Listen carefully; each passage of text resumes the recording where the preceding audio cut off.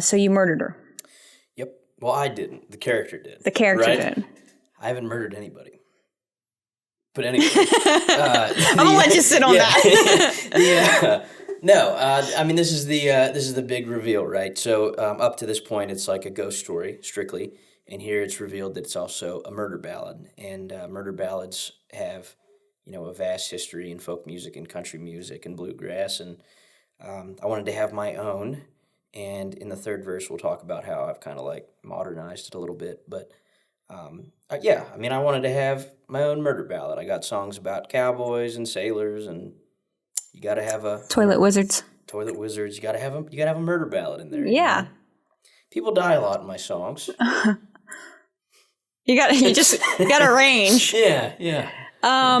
Well, there's a popular trope in folk music of women drowning, but in here it's kind of different because of the way she drowns. It's not in water. Can you talk about what made you do that? Sure. I mean, a lot of the old time murder ballads, like Banks of the Ohio is one that I even perform that sometimes with the side note of what it is and everything.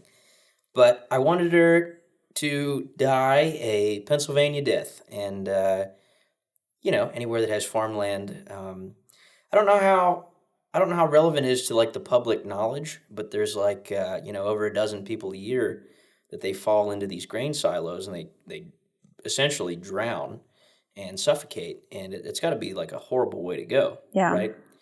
And so I didn't have to do a whole lot of heavy lifting to write that line because it's pretty terrible anyway. But my mom worked for Penn State Extension Office, and I remember maybe, I don't know, whenever I wrote this, probably a year before I wrote it, they had a class on how to get out if you fall into a grain silo.